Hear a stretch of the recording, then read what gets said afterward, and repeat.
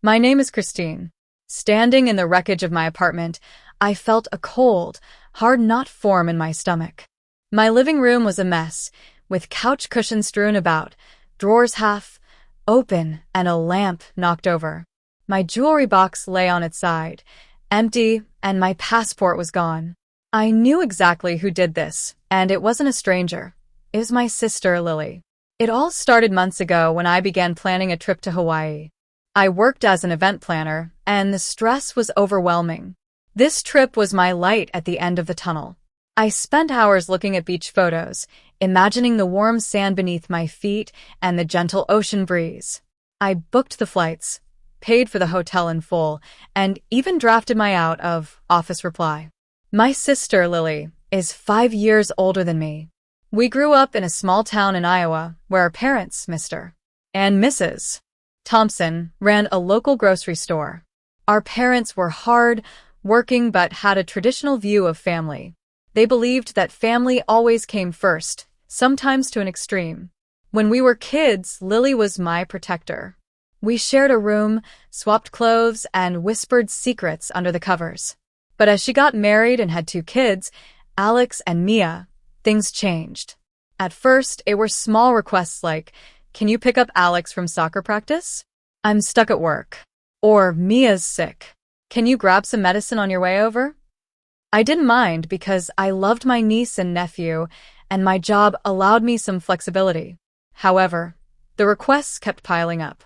Whole weekends were taken over by babysitting. If I hesitated, she'd remind me of the time she helped me move into my first apartment in the city. It was like she had an endless supply of favors to cash in.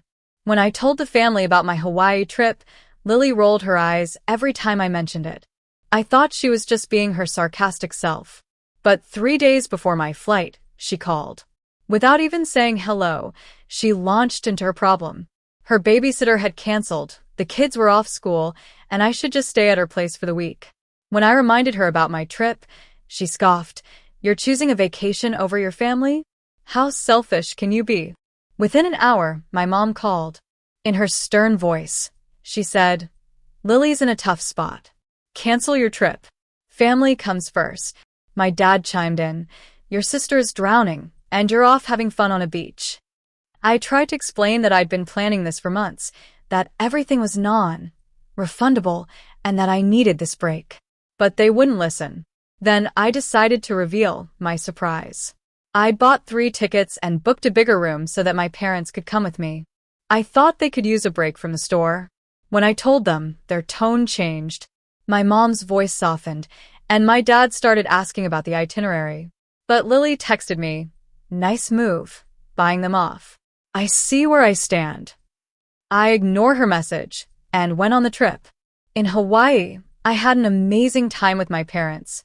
We went on a boat tour, tried local cuisine, and relaxed on the beach.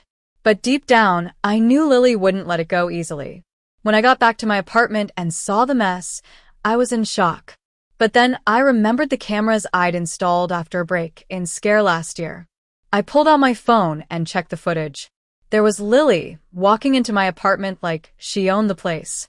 She calmly rummaged through my things, taking my laptop, jewelry, and passport. I was devastated.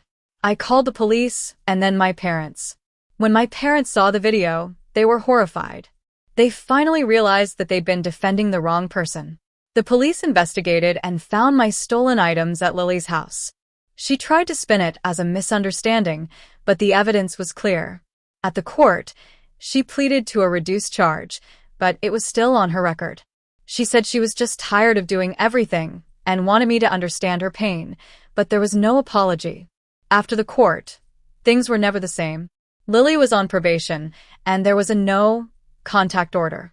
My parents started visiting me more often on Sundays. They'd come to the city, and we'd have meals together. They often apologized for not believing me earlier. I joined an online support group for people dealing with toxic family dynamics. Reading other stories made me realize I wasn't alone. I also learned words like boundary stomping and emotional manipulation to describe what I'd been through. I still send birthday presents to Alex and Mia through the mail, but I've kept my distance from Lily. I've learned that we're family isn't an excuse for disrespect. Setting boundaries is essential for my safety and sanity, even when it's with family. And though it was one of the hardest decisions I've ever made, calling the police on my sister was the right thing to do.